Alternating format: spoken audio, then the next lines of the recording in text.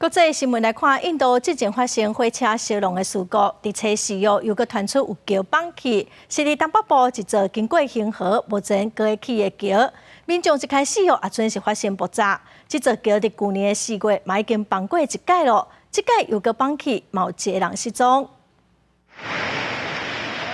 民众手机记录到大桥崩塌的一幕面，大部分的桥面直接落入河内，引起真大水火甲影响。印度东北部的比哈邦一座兴建中的大桥，初时发生崩塌，总长超过3公里的桥，有几百公尺的桥面崩塌。震撼的画面，互现场看到的民众就是发生爆炸。बहुत भयंकर हलचल हुआ था यहाँ पे जैसे लगा कि बहुत बड़ा ब्लास्ट हुआ है जी उसके बाद कुछ समय के बाद पता चला कि पुल ध्वस्त हो गया。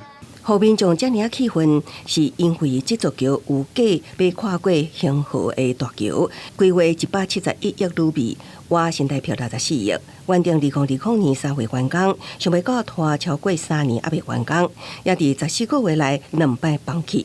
前一摆是去年4月，迄当时调查基础原因是电缆过冷气，外界就质疑建商使用品质歹的建材所造成的。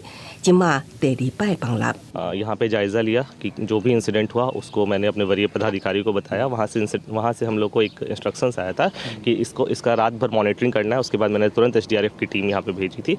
उन्होंने रात में यहाँ पे शाम में ही जायजा लिया, पूरा जो एरिया है उसको कवर किया। 根据印度媒体报道，迄当时桥顶拢总有8个人，目前有1个人失踪。当地政府下令会严惩相关人员。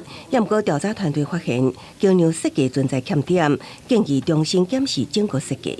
公司新闻陈伟林编译。